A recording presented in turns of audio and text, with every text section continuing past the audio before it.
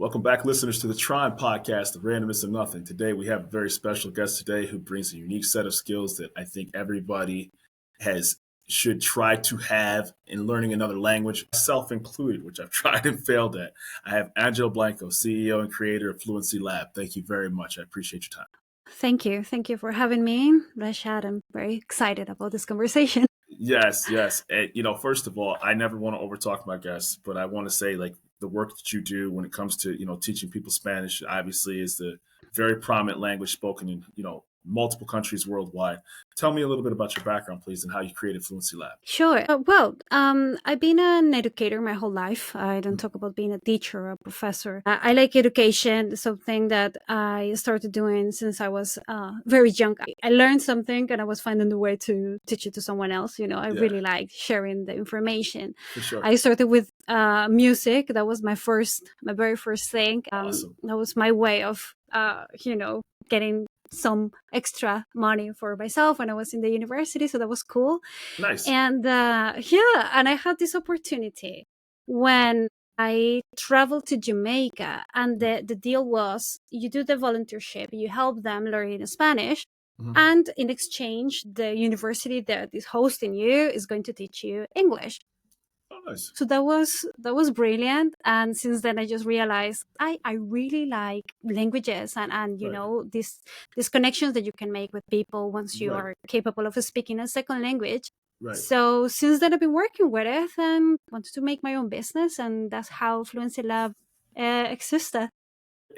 It's funny, you get introduced sometimes to another language just through high school or junior high, where you take like that semester, and then people ultimately take off. And obviously, I was introduced in my junior high, and you kind of take it just as a class, not understanding later on in life just how important that class really can be. And you start to learn that when you get to college, and you're like, man, I have such a gap in my skill set and my conversation. And then even when you make a decent attempt, and I say this on a personal level, when you go to a restaurant or you have somebody, there's a barber that sometimes cuts my hair who's Venezuelan, and you can actually somewhat try to speak their language, their guard comes down a little bit, right? Like it's automatically like a more human connection to them. And they're like, this guy's making a real concerted effort to understand me, to be in my kind of realm. It's like, hey man, I'm willing to, try to dabble a little bit. And then the look on people's faces, they get like a little state of shock. Now I'm far from fluent. Yeah, it's a beautiful thing. And so how did you, and I don't, like I said, I don't want to overtalk you, but I'm so passionate about this, even though I don't speak another language, because it crosses so many boundaries and it makes people feel so much more human when you can interact in another language. Absolutely. And even more where it's a place where probably you are not expecting to hear your mother tongue. So I can say similarly in Latin America, if anyone asks, we are taking English lessons since school. Yeah. But the reality is that during that time, as you mentioned, you don't understand really why you're doing it, what's the point of it. And it's given in such a way that is so grammar, it's based on all the boring stuff. Right. Unfortunately. Yeah. I don't know what happens with schools. That's why I call myself an educator and not a teacher, because I wish that the approach was different. I understand that it's difficult really with big groups. But yeah, so we're supposed to learn English at school. The reality is that at the end, we really don't understand what is it for and what is the, how to really approach it or how to use it in real life. So this is very similar in both cases, I would say. If I compare Latin America, I'm from Colombia. If I compare Latin America with the USA in that matter, but something that definitely I can say, and people can prove me wrong, but definitely a Spanish speaker gets extremely excited and happy and joyful. And if you go to a restaurant and you speak to them in Spanish, you can guarantee that they're going to give you some extra food. We really like to prize the fact that someone is speaking our language. Right. So that's a great motivation for people who are thinking about it or want to try it and feel too shy. We're really open to listen to people who are willing to use our language, which is something I'm very proud of. Well, exactly. And when I was doing lessons, in full disclosure, I didn't do Fluency Lab. I was doing Pimsleur because at the time, until I talked to you, I didn't know about Fluency Lab. So I'll have to dive into Fluency Lab for my Spanish going forward. But I was finding out, somewhat to my ignorance, there's a difference between Mexico, Spanish, South America, Spanish. Different regions have different dialects. They say places, locations, all differently. And so it was a little overwhelming because you're like, dude, man, like you don't even think about that when you're trying to just learn the basics, counting, numbers, food, where are you Uh-huh. from? De donde estás ahora? And so you're trying to figure out all these small things. And then you're like, oh my gosh, now I got to figure out the difference between Colombia versus Ecuador versus Mexico versus Puerto Rico, right? So Right.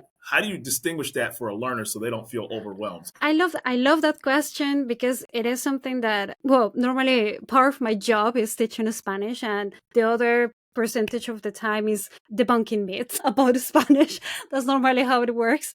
Yeah, So I can say there is a clear difference in terms of accents that you can take from all the 20 countries that speak Spanish, but it's not different to the American, Canadian, right. Australian, and British English, right? So it's like, Got it. yeah, definitely there's some differentiations. You can Yeah. say, I don't know, rubbish, or you can say trash for talking about, or garbage. Sorry about examples. That's I how I mean, speak that's show Spanish. So us.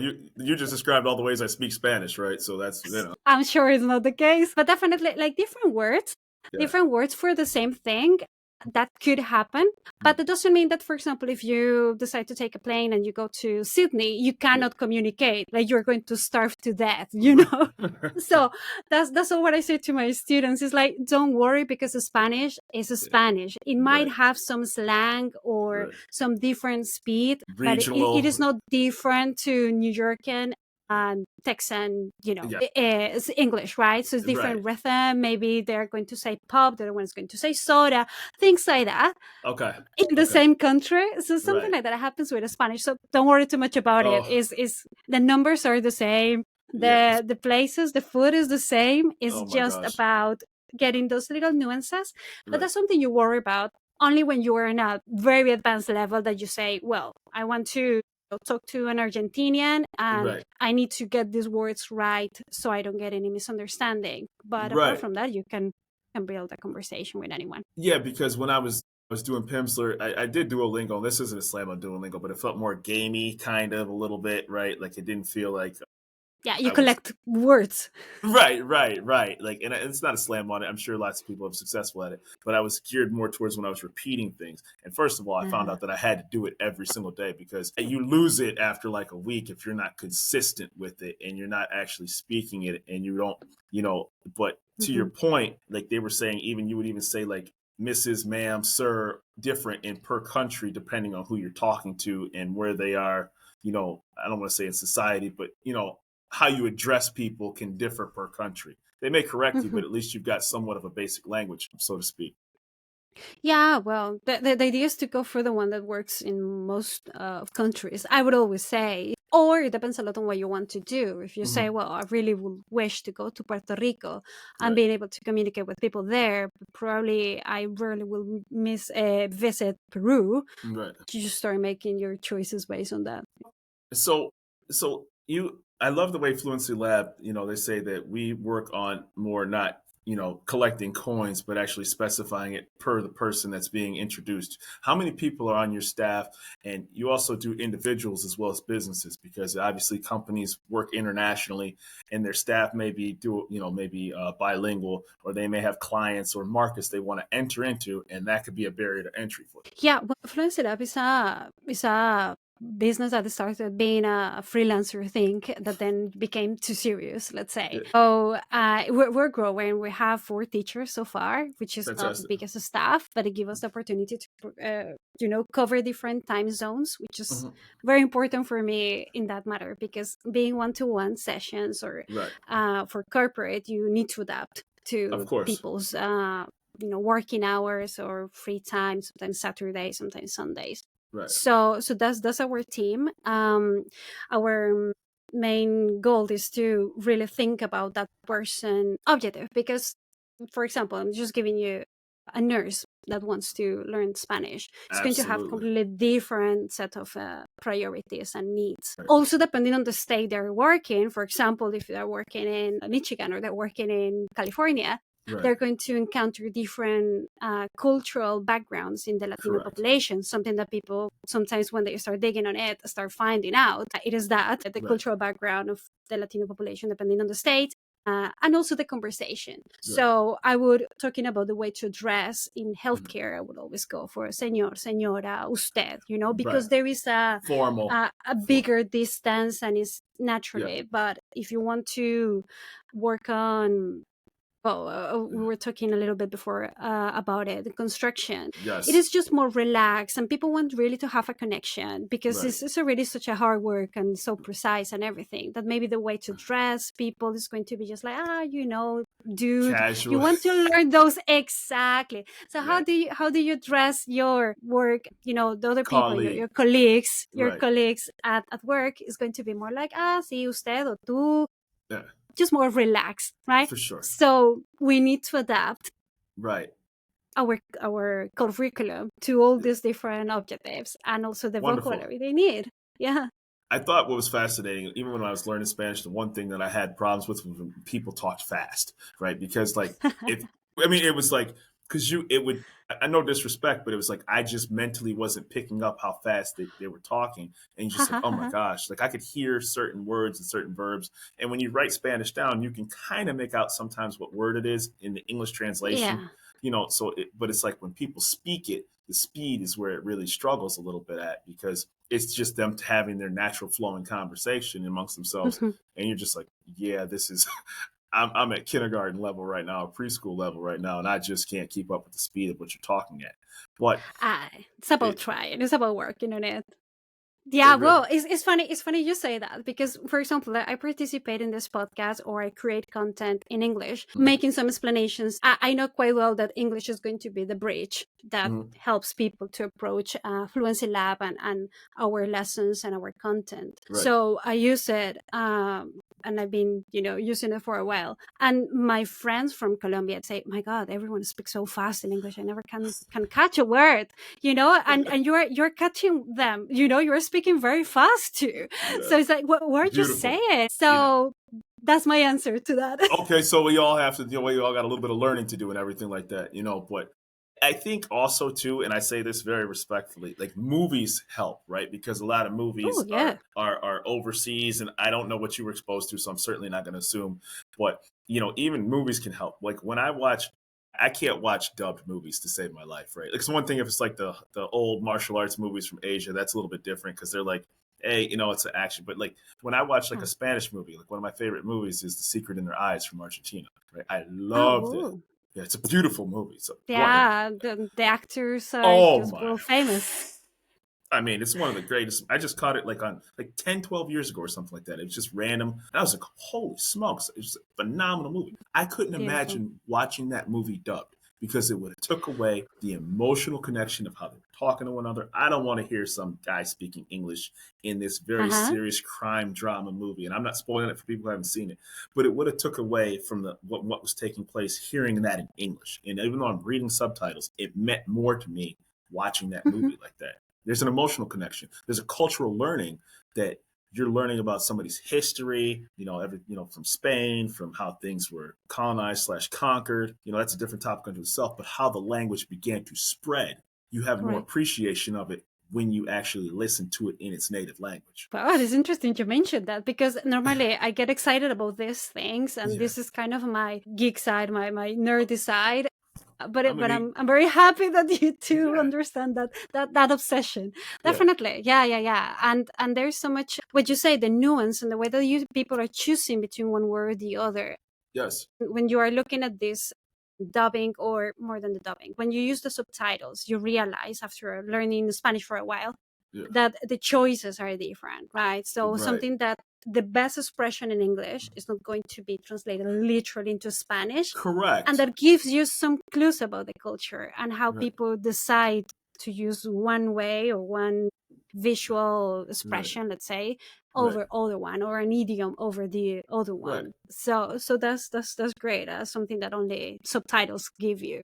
Or like, and not to get down that wormhole too much, a scene can be very serious and the person saying it in Spanish, but if you hear it dubbed in English, it almost turns in kind of a parody, so to speak, where it's not serious. Yeah, like this person can have an emotionally breakdown moment, and next thing you know, you hear this guy from Texas talking, and you're like, it's not. It's Yeah, supposed to be. very standard and without emotion. Yeah, Yeah, yeah, that yeah. depends on the capacity of the voice actor to do the Right. dubbing. Sometimes, yeah, I Yeah, know what you say. it does. It does. But I hate to derail the topic. So real quick, so I was curious, like how is a structured lesson going on when you're onboarding somebody?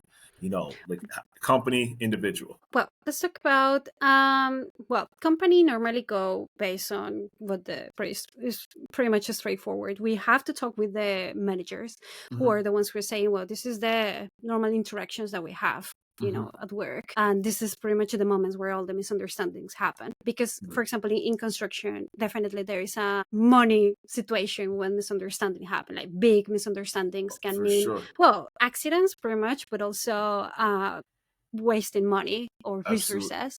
Right. So it's like, okay, this is definitely the core of the situations we have to deal with, and Right. based on that we build our program. I know quite well that everyone is starting in a different point, because Hmm. some people have played with Duolingo or they did good at Hmm. school or Right. things like that. So what we do is to assess the level of English, of Spanish that people Right. have, and Right. based on that it's like, okay, we try to find a middle spot. Like, okay, this is not going to be too boring for the people who are already been walking for a while using Right. Spanish, let's say, on that journey, but it's Right. not going to be overwhelming for people who feels like it's the very first time they're approaching the language. and Absolutely. and small groups, I certainly believe that more than 8-10 people in a lesson is already giving us the chance to leave someone left and Right. maybe just scared or not participating enough. Oh, for sure. I think that exactly, and it's a language, so it needs to be focused on conversation.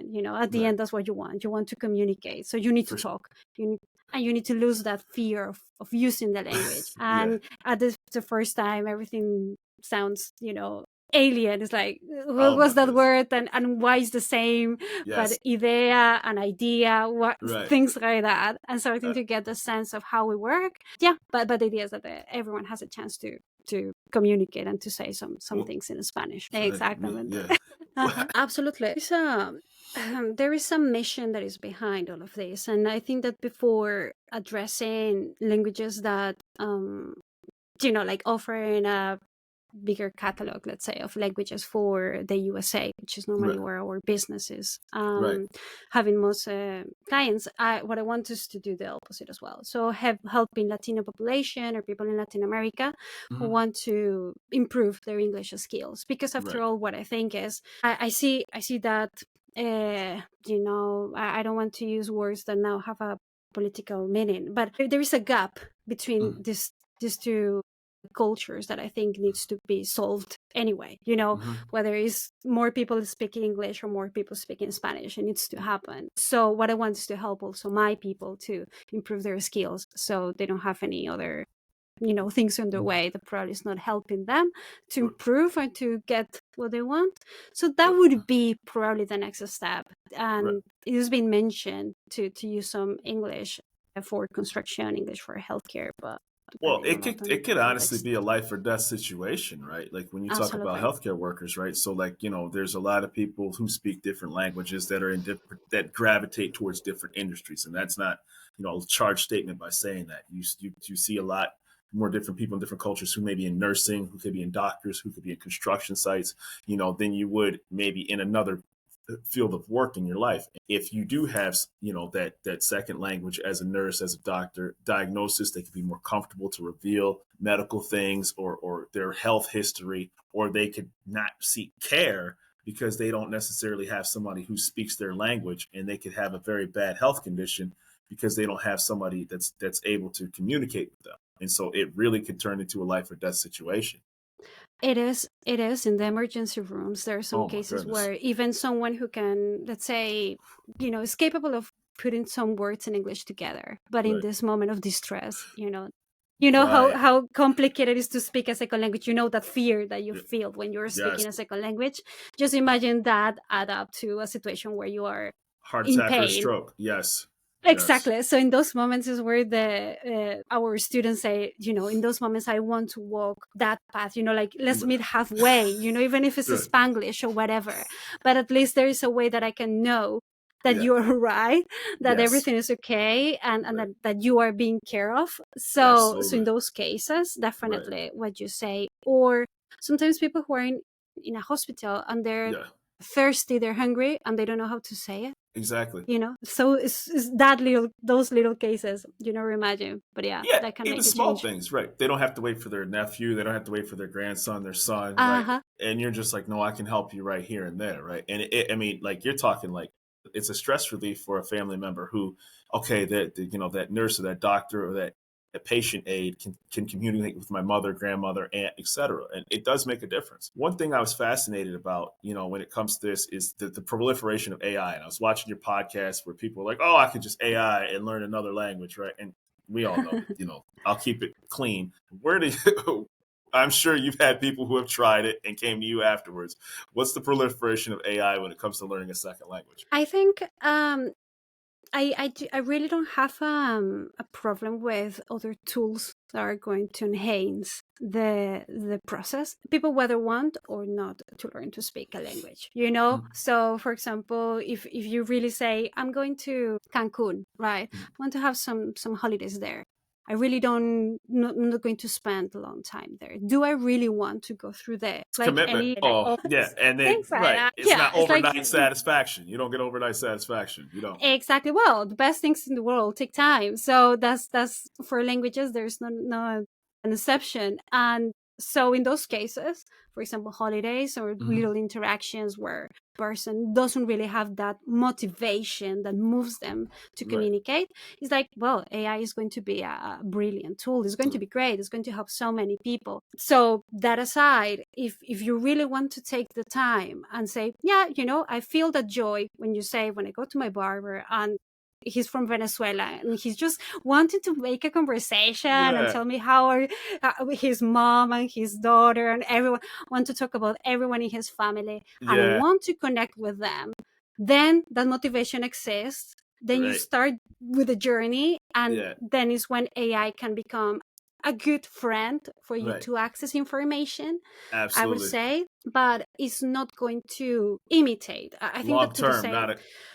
it's not going to be a human. We know quite well that everyone who has Mm-hmm. to spend some time talking with ChatGPT or Right. with Anthropic or Claude or whatever is going to tell you, yeah, well, it's very helpful, but I Right. still want to talk with my family. I still want to talk with my friends. It's not It's going to not a replace a substitute. human. Exactly. So use it.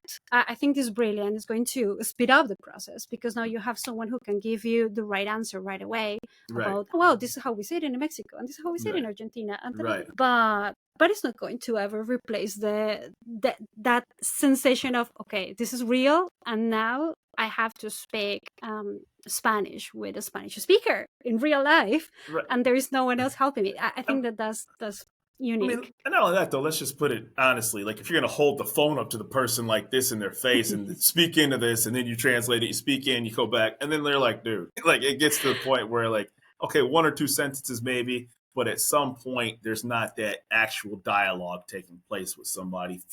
Where it flows. It becomes more of like, speak this so I can say this, speak this so I can say this, and it's not the same, right? No, never. It's not going to be the same. Is that now that you mentioned that conversation, we made a distinction between transactional conversations, Right. where it's like about, food, or I'm lost, I need to go to the terminal, blah blah blah, Mm-hmm. and connection. It Mm-hmm. depends on what you want to do. If it's for Correct. transactions, go for it. Use AI because it's going to be 3-4 words and you have it Right. done. And thank you very much, ni Right. hao, whatever, depending on the language you're speaking, and that's it. But if you really want to connect and feel part of a group, AI is, people are not going to be in the salsa bar looking at the screen. No. It's not going No. to happen. No, it definitely, and even, like I said, even when I try to order food, I'll try to say it, if, because I love, Spanish food really well. And I really, Mexican in particular, because that's what's near me. But, I'll try to order in Spanish. And even if I butcher it, I'm like, you know what, that's a little feather in my cap for at least attempting it. And they do, Hmm. the staff is very receptive to it. They may chuckle, and rightfully so, right? Because I butchered it. But it's at least I'm trying to, I don't want to say, it's like a respect thing that I'm going to come in here and at least attempt to try to bridge some sort of conversation here. That I'm willing to Yeah, put myself out there, look corny, but at least try to order in your language, so to speak, right? And it's that's kind the of a only fun way you learn. it Yeah. is. It really is. I guess my curiosity for this show is I always ask all of my guests this, and how do people find Fluency Lab? Where do they find Angela Blanco, your services you offer, and everything that you do? Well, we have our website, which is fluencylab.co. That's the place where you can find the services. When you say that we have some B2B, Hmm. definitely. So we talk with we work with businesses, but there is another side that is very strong and is the one I'm very grateful of. And Hmm. is helping individuals and spending some time talking with them before creating their program. So there they can find what is the first step. What we do is Hmm. a conversation where we assess like the level they are at, was what they want to achieve, Got and it. what they have already tried. Because sometimes it's like some people are more keen to listening to podcasts, and Right. some other are more keen to watching TV Right. or trying these apps, something that is interactive, flashcards, there's all sorts. So I spend some time talking with them. Then I create a Right. PDF, which is a report. So it's like, this is what it's going to take you if you want to Mm. reach this level. We Okay. can help you this way. So Yeah. that's normally the entrance to the process. Yeah. Got it. And on Instagram, also at fluencylab.co. That's Right. our profile name. And you're going Right. to find some content that is going to like little tricks and little recommendations for improving your Spanish as well. I do want to make sure because I've almost failed to ask this earlier. What differentiates you from because people have so many different options out there, right? And we've all Mm. somewhat tried it, dabbled in it, watched it between a commercial, and then felt good, like we knew one sentence and like gave ourselves that little, thumbs up.